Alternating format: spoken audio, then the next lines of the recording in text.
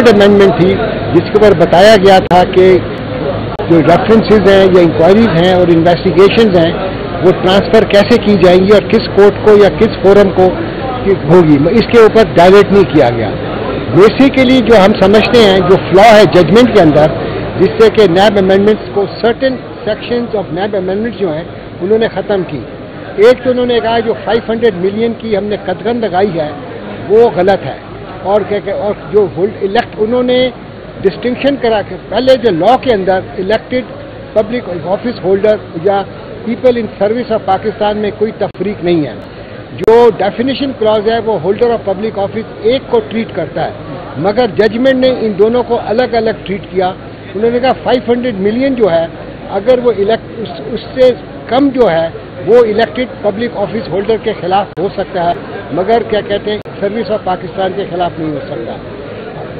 मैं समझता हूँ कि ये जो सोच थी, ये जो फैसला है वो गलत इसलिए है कि जो नैब है वो मेगा करप्शन के लिए है। जो मेगा करप्शन के अंदर खुद नैब की अपनी SOPs हैं और जजमेंट्स भी हैं क्या कहते हैं सुपीरियर कोर्ट्स की कि 100 मिलियन से जो है कम नहीं होगा।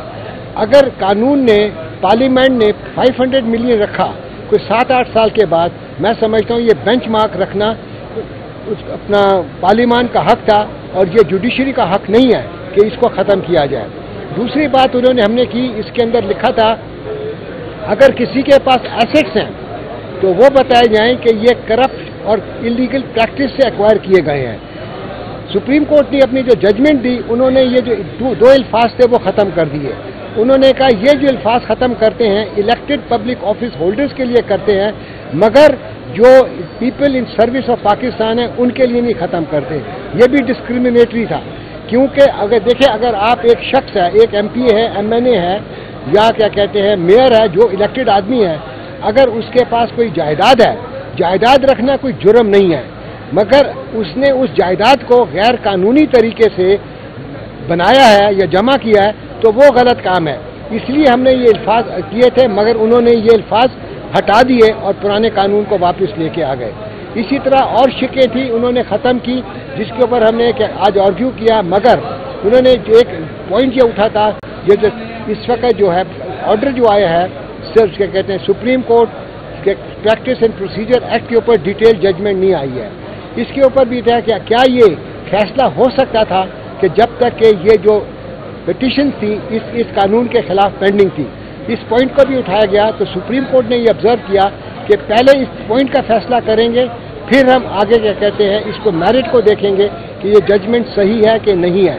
उसके अलावा उन्होंने ये बात की कि इसके लिए जब तक के डिटेल्ड रीजनिंग के साथ जजमेंट डिलीवर नहीं हो सकती, हम ये वाली पिटीशन जो आज लगी हुई थी अपील, ये हम नहीं सुन सकते। इसलिए उन्होंने एडजर्न कर दिया इन अपील्स को कि जब तक प्रैक्टिस एंड प्रोसीजर एक्ट के अंदर फैसला ना आ जाए, डिटेल रीजनिंग आ जाए।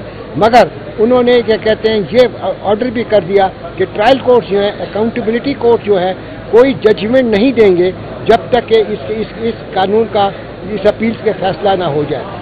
अब इस वक्त पोजीशन ये है, मैंने तो मुद्दा किया था कि आप ये ट्रायल को भी रोक दीजिए, सस्पेंड कर दें, क्योंकि अगर ये केसेस आपने ये फैसला किया कि ये जजमेंट गलत है तो ये और कोर्ट्स में चले जाएंगे।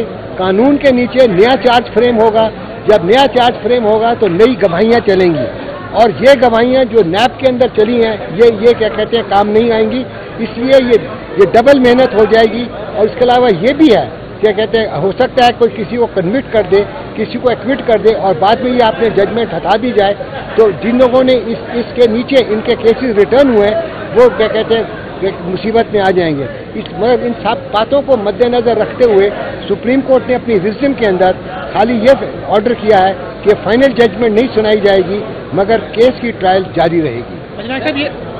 सर जी 184 के समाज है प्रैक्टिस एंड प्रोसीजर के तहत आज पहला मुकदमा था तारीख में पाकिस्तान में, तो क्या आपको लगता है कि इससे आपको कुछ रिलीफ मिला है? और दूसरी बात ये बता दें नोटिस किस चीज़ के नोटिस एक तो मैं बता दूं हमने मेंटेनेबिलिटी भी चैलेंज किया है। ये जो पिटीशन फाइल की थी ये इमरान खान साहब ने की थी, खाली इमरान खान साहब की ये पिटीशन थी जिसके ऊपर ये फैसला आया।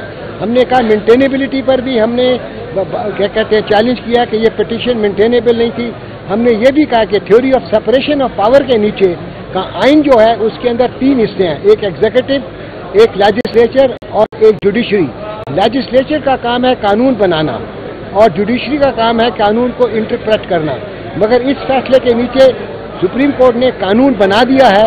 ان کو یہ حق نہیں پہنچتا تھا سپریم کورٹ کے اس فیصلے کے نیچے جو پارلیمان جو سپریم ہے اس نے جو قانون بنایا ہے اس کو اس طرح اسٹرائک ڈاؤن کیا جائے. نائک صاحب کیا کہیں گے، آپ سمجھتے نہیں ہیں کہ ماضی میں جس طریقے سے اداروں کے اندر مداخلت کی جاتی رہی ہے سپریم کورٹ سے پارلیمنٹ کے فیصلوں کے حوالے سے، کیا یہ روایت ختم نہیں ہونی چاہیے؟ کوئی اداروں کو اپنے دائرہ کار میں رکھ کے کام نہیں کرنا چاہیے؟ دیکھیے، جہاں تک آرٹیکل 184(3) کا تعلق ہے، میں سمجھتا ہوں اس کو بڑا ریئرلی استعمال کرنا چاہیے ان کیسز کے اندر کہ جدھر کے ایک غریب آدمی اپنی آواز کورٹ کے اندر نہیں لے جا سکتا.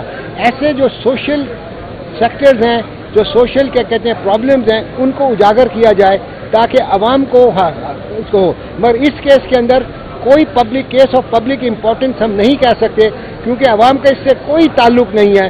خالی ان لوگوں کا تعلق ہے، گروپ آف پیپل کا آپ تعلق کہہ سکتے ہیں.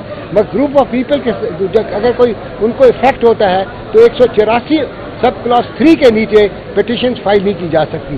مگر یہ ساری باتیں انشاءاللہ تعالی جب اپیل کی سنوائی ہوگی آگے جا کر ہم یہ بات کریں گے اور وہ امید کرتے ہیں جسٹس ول بی ڈن. تو کیا آپ کو لگتا ہے کہ اس سے آپ کو کچھ ریلیف ملا ہے؟ اور دوسری بات یہ بتا دیں نوٹس کس چیز کے؟ نوٹسز ایک تو میں بتا دوں ہم نے مینٹینیبلٹی بھی چیلنج کیا ہے. یہ جو پٹیشن فائل کی تھی یہ عمران خان صاحب نے کی تھی. خالی عمران خان صاحب کی یہ پٹیشن تھی جس کے اوپر یہ فیصلہ آیا. ہم نے کہا مینٹینیبلٹی پر بھی ہم نے کیا کہتے ہیں چیلنج کیا کہ یہ پٹیشن مینٹینیبل نہیں تھی. ہم نے یہ بھی کہا کہ theory of separation of power کے نیچے کا آئین جو ہے اس کے اندر 3 حصے ہیں، ایک ایگزیکٹو، ایک لیجسلیچر اور ایک جوڈیشری. لیجسلیچر کا کام ہے قانون بنانا اور جوڈیشری کا کام ہے قانون کو انٹرپریٹ کرنا. مگر اس فیصلے کے نیچے سپریم کورٹ نے قانون بنا دیا ہے. ان کو یہ حق نہیں پہنچتا تھا سپریم کورٹ کے اس فیصلے کے نیچے جو پارلیمان جو سپریم ہے اس نے جو قانون بنایا ہے اس کو اس طرح اسٹرائک ڈاؤن کیا جائے. نائک صاحب کیا کہیں گے، آپ سمجھتے نہیں ہیں کہ ماضی میں جس طریقے سے اداروں کے اندر مداخلت کی جاتی رہی ہے سپریم کورٹ سے پارلیمنٹ کے فیصلوں کے حوالے سے، کیا یہ روایت ختم نہیں ہونی چاہیے؟ کوئی اداروں کو اپنے دائرہ کار میں رکھ کے کام نہیں کرنا چاہیے؟ دیکھیے، جہاں تک آرٹیکل 184(3) کا تعلق ہے میں سمجھتا ہوں اس کو بڑا ریئرلی استعمال کرنا چاہیے ان کیسز کے اندر کہ جدھر کے ایک غریب آدمی اپنی آواز کورٹ کے اندر نہیں لے جا سکتا. ایسے جو سوشل سیکٹرز ہیں، جو سوشل کیا کہتے ہیں پرابلمز ہیں، ان کو اجاگر کیا جائے تاکہ عوام کو مگر اس کیس کے اندر کوئی public case of public importance ہم نہیں کہہ سکتے کیونکہ عوام کا اس سے کوئی تعلق نہیں ہے. خالی ان لوگوں کا تعلق ہے، گروپ آف پیپل کا آپ تعلق کہہ سکتے ہیں. مگر گروپ آف پیپل کے اگر کوئی ان کو افیکٹ ہوتا ہے تو 184 سب کلاس 3 کے نیچے پٹیشنز فائل نہیں کی جا سکتی. مگر یہ ساری باتیں انشاءاللہ تعالی جب اپیل کی سنوائی ہوگی آگے جا کر ہم یہ بات کریں گے اور وہ امید کرتے ہیں جسٹس ول بی ڈن.